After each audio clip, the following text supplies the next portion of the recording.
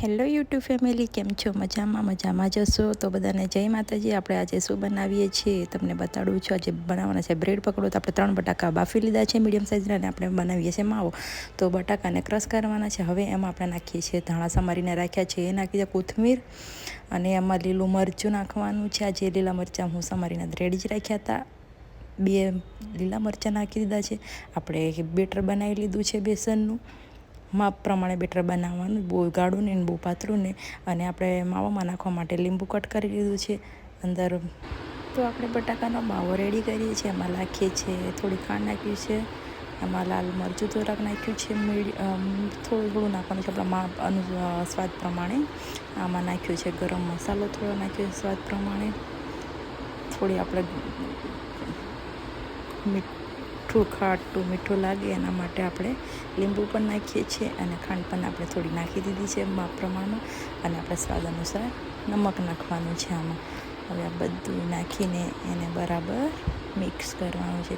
લીંબુ બાકી છે નાખવાનું, આપણે કટ કરીને રાખ્યું હતું, તો આપણે હવે નાખી દઈશું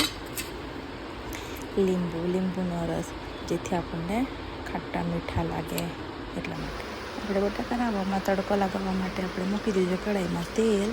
હવે એમાં તેલ નાખી દીધું છે થોડીક ચમચી જેટલું, એમાં નાખી દીધી રાઈ, અને હવે કઢી પત્તા નાખીશું। રાઈ નાખીને થોડા કઢી પત્તા નાખવાના છે, જેથી કઢી પત્તાનો ટેસ્ટ અલગ જ ફ્લેવર આવે છે એટલા માટે।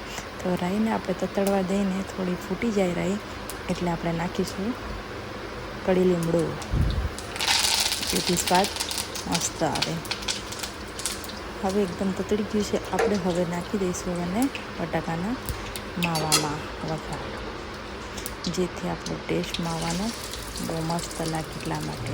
તમે વિડીયોમાં બન્યા રહેજો, પૂરેપૂરો દેખજો। આપણે માવામાં નાખી દીધો વઘારને બધો માવો મેલ્ટ કરી દીધો છે, અને આ બાજુ બ્રેડ મૂકી દીધા છે, અને આ માવાને એકદમ આપણે કમ્પ્લીટ કરી લીધું છે। અને હવે આપણે બીજું કઢાઈમાં તેલ નાખીશું, કઢાઈમાં જે ગરમ થવા માટે મૂકી દીધું છે। ગેસ ઓન કરી નાખ્યો છે, આપણે તેલ માપનું લઈ લીધું છે, જેથી પકોડા ફ્રાય થઈ શકે। છે બ્રેડને આપણે વચ્ચેથી કટ લગાવી લઈશું।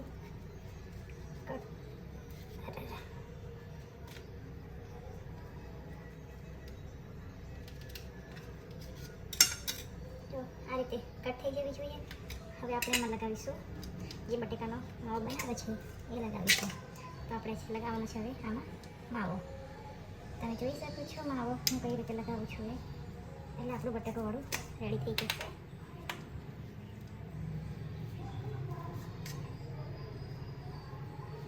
વધારે હતો એટલે આપણે વાંધો નહીં।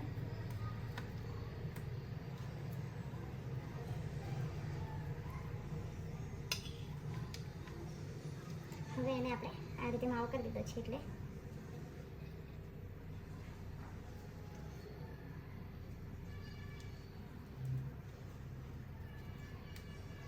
તમે જોઈ શકો છો, જો આપણે આ માવો તૈયાર થઈ ગયો છે। આપણે તેલ ગરમ થાય છે, થવા મેં મૂક્યું છે। આપણે બેસનનું ખીરું તૈયાર જ રાખ્યું હતું, એમાં આપણે ડબોળવાનું છે।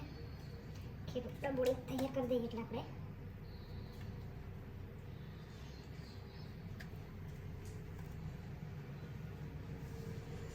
જો તમે જોઈ શકો છો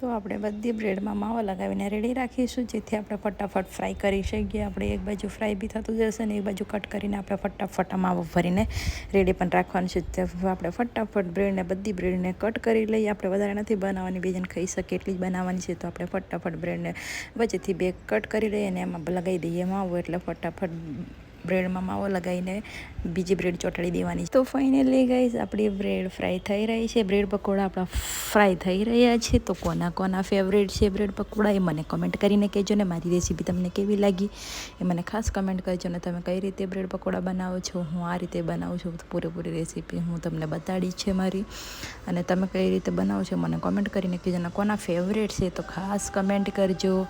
અને આપણા બ્રેડ પકોડા ફાઇનલી ફ્રાય થઈ ગયા છે। તો મિત્રો આપણી બ્રેડ પકોડા ફાઇનલી ફ્રાય થઈ ગયા છે. એટલે આપણે હવે એને નીકાળી લઈશું પ્લેટમાં. તો બ્રેડ પકોડા કોના ફેવરેટ છે એ મને કોમેન્ટ કરજો. ને મારી રેસીપી કેવી લાગી, તમને ગમ્યું હોય તો લાઈક, શેર એન્ડ સબસ્ક્રાઈબ કરવાનું ના ભૂલતા. અને કોમેન્ટ તો જરૂરથી કરજો કોના ફેવરેટ છે બ્રેડ પકોડા. આપણા તો ફેવરેટ જ છે, મારા તો બહુ ફેવરેટ છે. પણ તમને કોને ભાવે છે બ્રેડ પકોડા એ મને કોમેન્ટ કરજો. અને મારી રેસીપી કેવી લાગી એ તમે ખાસ કોમેન્ટ કરીને કહેજો. ને તમે મારા વિડીયોને ક્યાંથી જોઈ રહ્યા છો એ પણ મને કોમેન્ટ કરીને કહેજો. અને નેક્સ્ટ વિડીયોમાં મળીશું. Bye bye.